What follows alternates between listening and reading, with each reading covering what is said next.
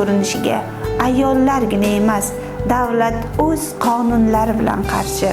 Xotin-qizlarimiz qanchalik faol bo'lsa, yurtimizda hayotidan mamnun, baxtli ayollar shuncha ko'p bo'ladi.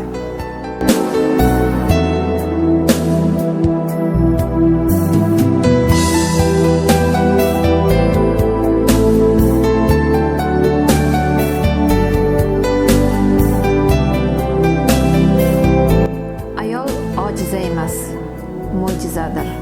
Men ayolman, ojiza ekanman deb emas, men ayolman, mo'jizaman deb yashash kerak.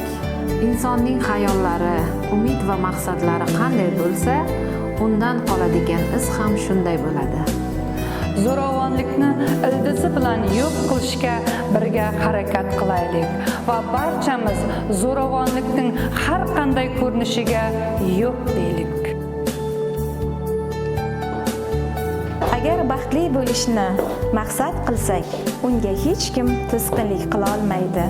Tanlov erkinligi insonga berilgan bebaho ne'mat.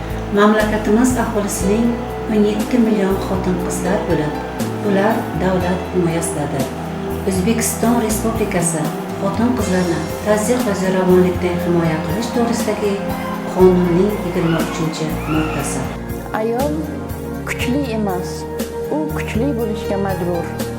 Ayol kishi ilmsiz bo'lsa, erini qiynaydi, farzandlarini buzadi, ummatni halokatga eltadi. Qizlarimizga aytar so'zim shuki, qadringizni biling, sira ortga chekilmang, orzularingizdan voz kechmang.